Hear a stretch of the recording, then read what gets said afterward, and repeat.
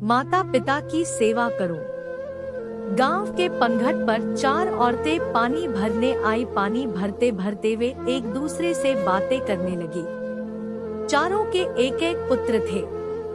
बातों बातों में उन्होंने अपने पुत्रों के गुणों का बखान करना प्रारंभ कर दिया। पहली औरत बोली, मेरा पुत्र बहुत सुरीली बांसुरी बजाता है। जो भी उसकी बांसुरी सुनता है मंत्रमुग्ध हो जाता है। मैं ऐसा गुणवान पुत्र पाकर बहुत प्रसन्न हूँ। दूसरी औरत बोली, मेरा पुत्र बहुत बड़ा पहलवान है।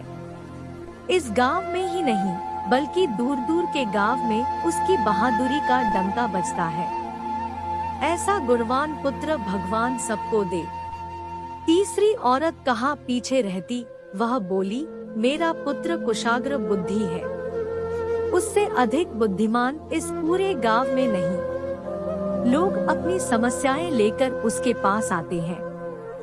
मैं ऐसा पुत्र पाकर धन्य हो गई। चौथी औरत ने सबकी बातें सुनी लेकिन कहा कुछ भी नहीं। इस पर वे औरतें उससे कहने लगी, बहन तुम भी तो कुछ कहो ना, तुम्हारे पुत्र में क्या गुण है?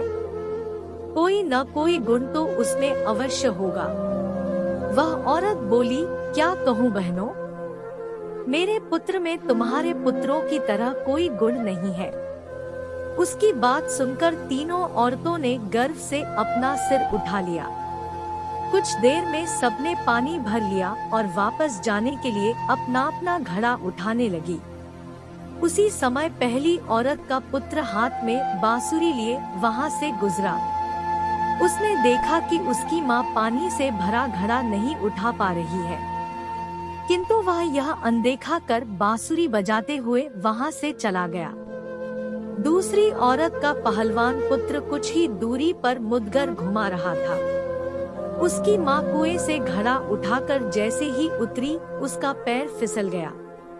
किसी प्रकार वह संभल गई, किंतु पहलवान पुत्र अपनी माँ को नजर उठाकर देखने के बाद भी उसके पास नहीं आया और अपनी कसरत में लगा रहा। तीसरी औरत का पुत्र भी वहां से किताब पढ़ते हुए निकला। उसकी माँ ने उससे कहा, पुत्र मैं दोनों हाथों से घड़ा पकड़े हुए हूँ, ये रस्सी जरा मेरे कंधे पर डाल दे। लेकिन वह अपनी माँ की बात अनसुनी कर वहां से चला गया। तभी चौथी औरत का पुत्र वहां आया। अपनी माँ के सिर पर घड़ा देख वह उसके पास गया और उसके सिर से घड़ा उतारकर अपने सिर पर रखकर चलने लगा। कुएं के पास बैठी एक बुढ़िया यह सब देख सुन रही थी। वह बोल पड़ी, मुझे तो यहाँ बस एक ही गुणवान पुत्र नजर आ रहा है, वही जो अपने सिर पर घड़ा लिए जा रहा है। माता पिता की सेवा करने वाले पुत्र से गुणवान पुत्र भला कौन हो सकता है?